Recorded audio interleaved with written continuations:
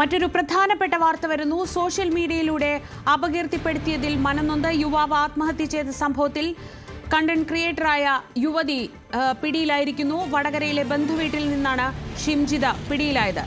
MS Aneesh Kumar വിവരങ്ങളുമായി. അനീഷ്, കുടുംബത്തിന്റെ പരാതിയിൽ കേസ് രജിസ്റ്റർ ചെയ്തതിന് പിന്നാലെ ഷിംജിത ഒളിവിൽ പോയിരുന്നു. ഇപ്പോൾ എന്തൊക്കെ വിവരങ്ങളാണ് നമുക്ക് ലഭിക്കുന്നത്? ശ്രീജ, രാവിലെ ഏതാണ്ട് 11 മണിയോടുകൂടിയാണ് ഷിംജിതയെ കസ്റ്റഡിയിൽ എടുക്കുന്ന വിവരങ്ങളാണ് പോലീസിൽ നിന്ന് നമുക്ക് ലഭിക്കുന്നത്.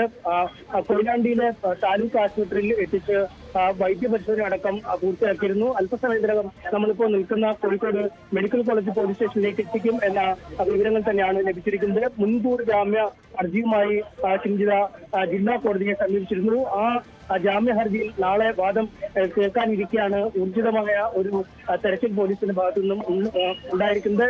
രാവിലെ തന്നെ പോലീസ് ഇത്തരത്തിലൊരു വാർത്താക്കുറിപ്പ് ഇറക്കിയിരുന്നു.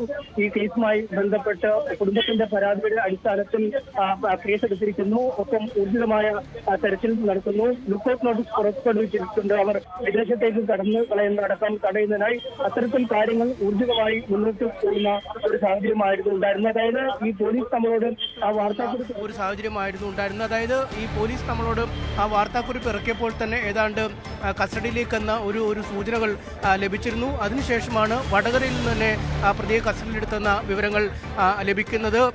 എന്തായാലും BJP പ്രവർത്തകരടക്കമുള്ളവർ പോലീസ് സ്റ്റേഷനിൽ എത്തിയിരിക്കുന്ന കാഴ്ച നമുക്ക് കാണാൻ കഴിയുന്നുണ്ട്. അവരോട് തന്നെ കാര്യങ്ങൾ ചോദിക്കാം. മെഡിക്കൽ നടത്തുന്നത് അപ്പോൾ ആ മെഡിക്കലൊന്നും നടത്താതെ ആരും കാണാതെ അവരെ ഞാൻ മനസ്സിലാക്കുന്ന കൊയിലാണ്ടി ഹോസ്പിറ്റലാണ് മെഡിക്കൽ ഹാജരാക്കിയിട്ടുള്ളത്. ഇപ്പോൾ കുന്നമംഗലം കോടതിയിൽ ഡയറക്റ്റ് ഹാജരാക്കുമെന്നാണ് പറയുന്നത്. അപ്പോൾ പത്രമാധ്യമങ്ങളൊന്നും അറിയിക്കാതെ രഹസ്യമായി പ്രൈവറ്റ് വണ്ടിയിൽ ഇത് കൊണ്ടുവരുന്നുണ്ടെങ്കിൽ ഇത് പ്രതിയെ രക്ഷപ്പെടാനുള്ള പോലീസിന്റെ ഗൂഢാലോചനയായിട്ട് ഞങ്ങൾ മനസ്സിലാക്കുന്നത്. അതിശക്തമായ നടപടികളുമായി ഞങ്ങൾ മുന്നോട്ട് പോകും. അതിശക്തമായ സമരങ്ങൾക്ക് ഞങ്ങൾ നേതൃത്വം കൊടുക്കും. അല്ല, അതൊരു രഹസ്യമായാണ് മൊത്തത്തിൽ കാര്യങ്ങൾ ചെയ്യുന്നത്. അല്ലാതെ രഹസ്യമാണല്ലോ. നിങ്ങൾ അറിഞ്ഞോ? പത്രമാധ്യമങ്ങൾ അറിഞ്ഞോ? ആരും അറിയില്ല. 10 മണിക്ക് അറസ്റ്റ് രേഖപ്പെടുത്തി സാധാരണ നേരം സ്വന്തം ഈ കേസ് രജിസ്റ്റർ ചെയ്ത സ്റ്റേഷനിൽ ഹാജരാക്കണം. അവിടെ ഹാജരാക്കുന്നില്ല. ഇവിടെ നമ്മൾ സാധാരണ ബീച്ച് ഹോസ്പിറ്റലിലോ അല്ലെങ്കിൽ മെഡിക്കൽ കോളേജിലാണ് മെഡിക്കൽ നടത്തേണ്ടത്. ആ മെഡിക്കൽ നടത്തുന്നില്ല. അപ്പോൾ വരുന്ന വഴി തന്നെ സ്വകാര്യ വാഹനത്തിൽ അവരെ കൊണ്ടുവരുന്നു. ആരും അറിയാതെ അവരെ രഹസ്യമായി അവിടെ ഒരു മെഡിക്കലിന് ഹാജരാക്കുന്നു. ഇപ്പോൾ മനസ്സിലാക്കുന്നത് നേരെ കുന്നമംഗൽ കോടതിയിൽ ഹാജരാക്കുമെന്നാണ് പറയുന്നത്.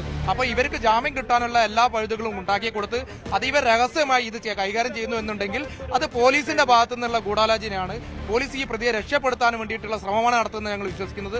തുടക്കം മുതലേ പോലീസിന്റെ ഭാഗത്തുനിന്ന് അതിനുള്ള അവസരം ഉണ്ടാക്കി കൊടുത്തിട്ടുണ്ട്. അതുകൊണ്ട് അങ്ങനെ എന്തെങ്കിലും സംഭവിച്ചാൽ അതിശക്തമായ സമരങ്ങൾക്ക് ഞങ്ങൾ നേതൃത്വം കൊടുക്കും. തീർച്ചയായും സ്റ്റേഷൻ ജാമ്യത്തിൽ വിടുകയാണെങ്കിൽ അതിശക്തമായ പ്രതിഷേധം പോലീസ് കാണേണ്ടി വരും. കാരണം അതിവർ രഹസ്യമായി സ്വകാര്യ വാഹനത്തിൽ ഇവരെ കൊണ്ടുവരുന്നു. പത്രമാധ്യമങ്ങൾ അറിയിക്കുന്നില്ല. ഇവിടുത്തെ CI ഫോൺ എടുക്കുന്നില്ല, SI ഫോൺ എടുക്കുന്നില്ല, ആരും ഫോൺ എടുക്കുന്നില്ല. അവരെ ആരും അറിയാതെ കൊയിലാണ്ടി ഹോസ്പിറ്റലിൽ പോയി മെഡിക്കൽ എടുക്കുന്നു. ഇപ്പൊ ഞാൻ മനസ്സിലാക്കുന്നത് നേരെ കുന്നമംഗലം കോടതിയിൽ ഹാജരാക്കുന്നത് പ്രതിയെ രക്ഷപ്പെടുത്താനുള്ള പോലീസിന് അതിരഹസ്യമായി എന്തിനകത്ത് രഹസ്യമായി വെക്കേണ്ട ആവശ്യം?